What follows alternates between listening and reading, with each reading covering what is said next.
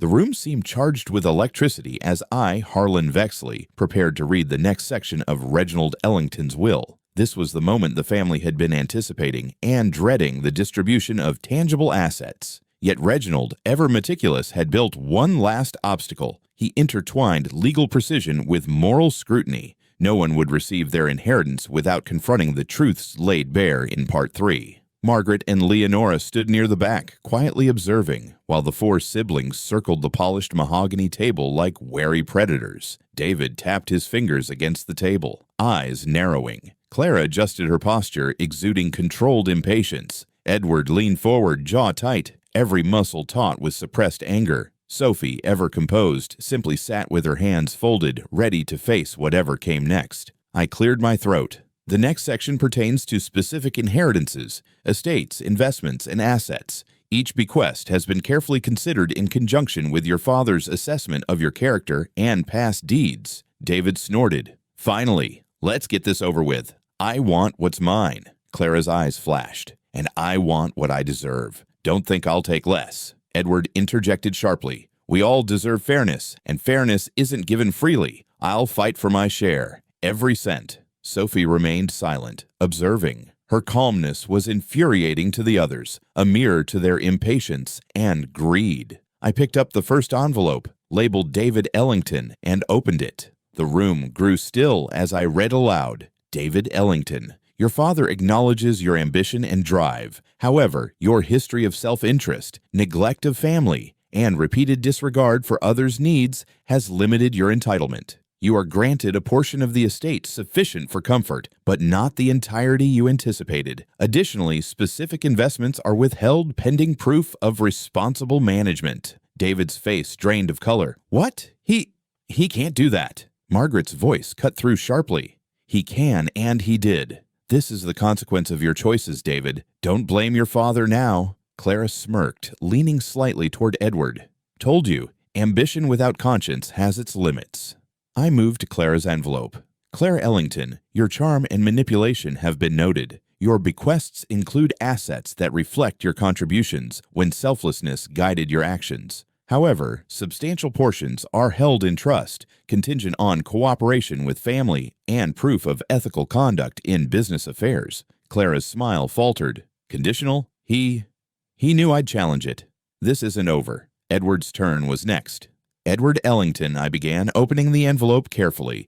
Your impulsiveness and past aggression have been noted. Your inheritance includes assets that reward acts of courage and responsibility, yet sections tied to family support remain withheld. Your father expected accountability before total control is granted. Edward slammed his fist on the table. This is absurd. My courage and risk-taking built value. Why is he punishing me? Sophie's envelope lay before me, pristine and unaltered. I lifted it slowly. Sophie Ellington, your consistent integrity, selflessness, and measured judgment have earned you full entitlement to a significant portion of the estate, including leadership of family trusts and oversight of business holdings. Your father's confidence in you is complete. A hush fell. David's jaw tightened. Clara's fingers drummed restlessly on the table. Edward's scowl deepened. Only Sophie's calm presence remained unshaken. You, full control. Over everything? David spat incredulously. This is insane. I worked for years. Years of work, Sophie interrupted softly, mean nothing if they lack responsibility, respect, and care for others. Father saw your actions, your choices, and decided accordingly. Clara leaned forward, voice sharp as a blade. You think you're better than us? Just because you're careful and boring. Sophie's gaze never wavered. I think the choices we make define us. That's what Father wanted you to see. The room erupted into arguments. David accused, Clara bargained, Edward threatened legal action, but all their words collided against the structure Reginald had meticulously built. Harlan Vexley remained calm, guiding them through the documents and clarifying the conditional clauses, trusts, and contingencies. I could see the lesson taking shape. The inheritance was not merely wealth. It was a reflection of virtue, accountability, and self-awareness. Each sibling's desires were checked against their deeds, Reginald Ellington had crafted an estate not to be conquered, but to illuminate the path of responsibility. Margaret finally spoke, her voice carrying authority. "This is not punishment, it's awareness. Every one of you now sees what your father valued most. The estate is a mirror, and it shows not what you wanted, but what you earned." Leonora added quietly, "And in that reflection, perhaps you can learn to correct the course before life, or inheritance, teaches you too harshly." For the first time, the room shifted from chaos to introspection. David's anger softened into reluctant understanding. Clara's eyes, sharp as ever, held the first trace of reflection. Edward exhaled, tension slowly leaving his shoulders. Sophie remained the steady presence, a model of the values Reginald had cherished. The legal complexities of the will, the fights, and arguments had revealed more than asset allocation. They revealed character growth and the consequences of past deeds. The family could not ignore the truth any longer. Reginald's final act was not just about property, it was about transformation. And as I, Harlan Vexley, watched the storm of emotions begin to settle, I realized Part 4 was merely the threshold. The final reconciliation, moral reckoning, and ultimate distribution of authority would come in Part 5, the climax of both inheritance and insight. The atmosphere in the office had shifted from anger to uneasy reflection. The earlier arguments had left scars, emotional, psychological, and familial, but they also opened the first cracks in a wall of pride and entitlement. I, Harlan Vexley, could feel the tension ebb slightly, like the quiet after a storm. Yet I knew the final act of this inheritance saga required clarity, closure, and confrontation, not just of assets, but of conscience. Margaret and Leonora observed silently, their presence a reminder that the two wives, though united in grief, had always represented contrasting perspectives, one practical, one principled. The four children, David, Clara, Edward, and Sophie, stood in various stages of frustration, disbelief, and, surprisingly, contemplation. I cleared my throat. We have reached the final section of Reginald Ellington's will. The preceding allocations reflected your father's observations of your past deeds and choices. The final portion addresses reconciliation, responsibility, and the overarching principles he sought to preserve within this family. David's posture stiffened. Reconciliation? What is this? Some therapy session? Clara snorted. I didn't sign up for a morality lesson. Edward's eyes narrowed, suspicion mingling with caution. I don't see the point in this. The inheritance is what matters. Sophie's calm gaze met mine. It matters only if it is earned responsibly. Father would say that what is taken by force or greed is quickly lost. I nodded and continued, opening a final, larger envelope stamped with the Ellington crest. This section outlines Reginald Ellington's expectations. It is less about monetary division and more about accountability, growth, and the family's future conduct. The room went silent, as if the weight of decades of unresolved conflicts had condensed into that single envelope. I began to read aloud. To my children, I leave not only material assets, but also a charge. Reflect upon your past actions, acknowledge mistakes, and strive to embody integrity, compassion, and cooperation. Wealth is meaningless without responsibility, and power is hollow without respect. David's jaw tightened, but I noticed a subtle shift in his eyes, a spark of understanding, however begrudging. Clara's hands clenched in frustration, yet she remained quiet, absorbing the words in a way she had never allowed herself to before. Edward exhaled, tension softening from his shoulders. So, it's not just about money, he muttered, more to himself than anyone else. Sophie's serene expression suggested she had already understood her father's intent.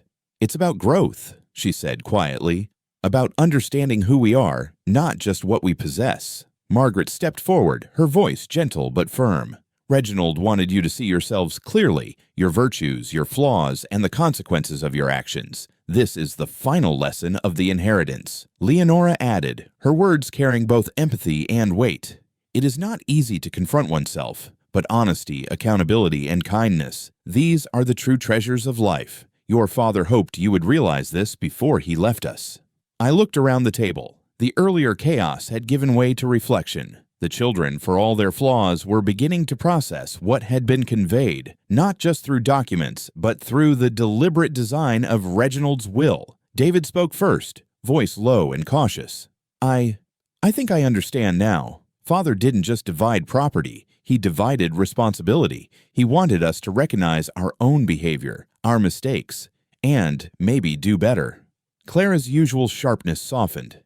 It's a bitter pill, but yes, maybe we've been blind to how selfish we've been. Edward nodded slowly. And Sophie, she's been the model he trusted. If we're honest, we have a lot to learn from her. Sophie, still calm, allowed a small, approving smile. It's not about competing with me, it's about seeing the choices we've made and the people we want to become. Margaret stepped closer, her presence maternal and guiding. You each have the opportunity to heal, to change, and to restore what has been strained. Reginald's wealth and legacy are tools, not rewards or weapons, but mirrors reflecting your true selves. Leonora added softly, consider this a chance to rebuild, not just the estate, but your family, your relationships, and the way you treat others. In doing so, you honor him far more than inheritance alone ever could.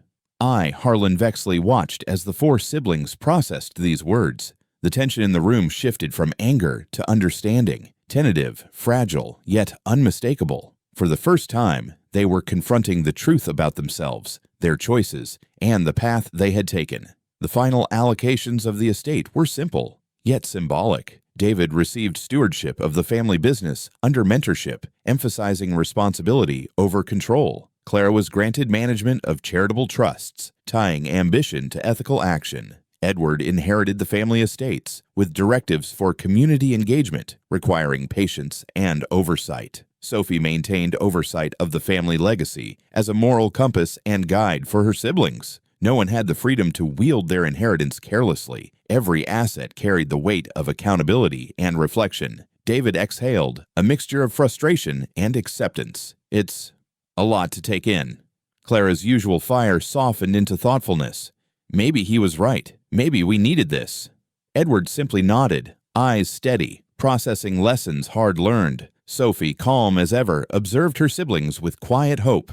We all have a chance to do better now. Margaret and Leonora shared a glance, satisfaction and relief mingling in their eyes. Reginald's will had done more than distribute wealth. It had prompted growth, reflection, and accountability. The family had been forced to face themselves, their deeds, and their responsibilities. I closed the final envelope and spoke. This concludes the reading of Reginald Ellington's will. What he leaves behind is more than assets. It is guidance, wisdom, and the expectation that each of you will choose responsibility over entitlement, integrity over greed, and reflection over blind ambition. A long silence filled the room, broken only by soft sighs, whispered acknowledgments, and the subtle settling of hearts heavy with newfound understanding. As I left the office that evening, I reflected on what had transpired. Inheritance, I realized, is more than money. It is a mirror, a teacher, and a guide. Reginald Ellington had designed a legacy that rewarded growth, moral courage, and introspection.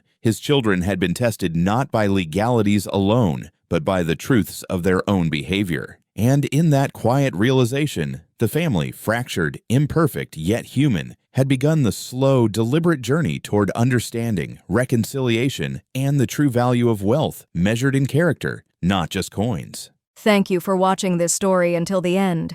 If you found it meaningful, don't forget to hit the like button, subscribe to the channel, and tap the bell icon so you never miss an update. Your support helps us continue bringing powerful, real stories from around the world.